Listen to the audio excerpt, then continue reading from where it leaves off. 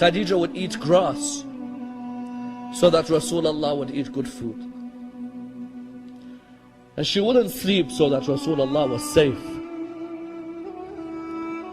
Which wife sacrificed like Khadija? That if it wasn't for her wealth, these 3 years in Abu Talib's valley, there is no way the Muslims would have survived. No way. She gave all her wealth, and that's why Rasulullah said, this religion would not have survived were it not for the wealth of Khadija and the sword of Ali. These two saved the religion of Islam. And look at the way the Muslims treat their grave today. The way the Muslims treat the grave of Khadija in Mecca. You have to stand there for a few seconds and then they tell you to move. And the grave of Abu Talib, you stand for a few seconds and they tell you to move. And Rasulullah, when these two died, he said, this is the year of grief for me.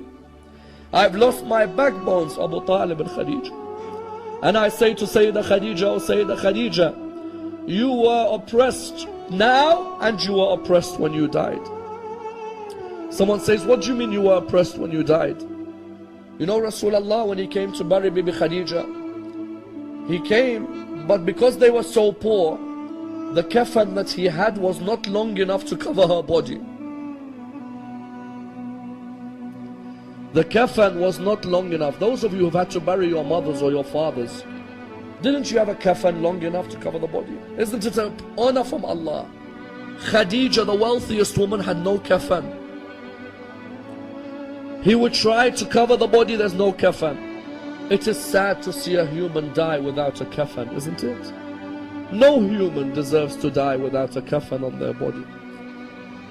Rasulullah looked up towards the heavens. He said, Ya Allah, I am your prophet. And this is Khadija. I have no kafan long enough. I beg you, Ya Allah, answer my dua. The narrations say at this moment, Jibreel came to Rasulullah with 5 kafans. All of you know where I am heading. All of you take your hearts to where I am heading. He came with 5 kafans. Rasulullah looked at him, he said to him, Jibreel, tell me who is the first kafan for? He said to him, Ya Rasulullah, the first kafan. Ya Rasulullah, the first kafan is for your wife Khadija. He said to him, Jibreel, tell me who the second kafan is for. He said to him, Ya Rasulullah, the second kafan is for you, so that when you die there is a kafan to cover your body. He said to him, Jibreel, tell me who is the third kafan for? He said to him, Ya Rasulullah, the third kafan is for Fatima al-Zahra. That when she dies there is a kafan to cover her body. He said to him, Jibreel, tell me who is the fourth kafan for?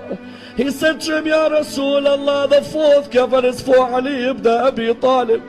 That when he dies there is a kafan to cover his body. He said to him, Ya Rasulullah, he looked at him, he said, Ya Jibreel, tell me who is the 5th kafan for? He said to him, Ya Rasulullah, the 5th kafan is for your grandson Hassan. That when he dies there is a kafan to cover his body. He looked at him and he said to him, Jibreel, tell me where is the kafan for Abdullah?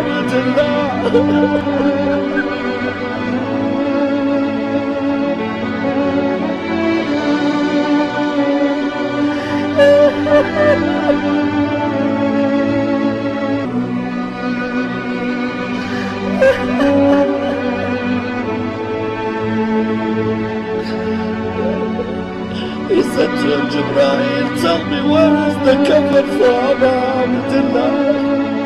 He said to him, Ya Rasulullah, Abdullah will die without a kafan on his body.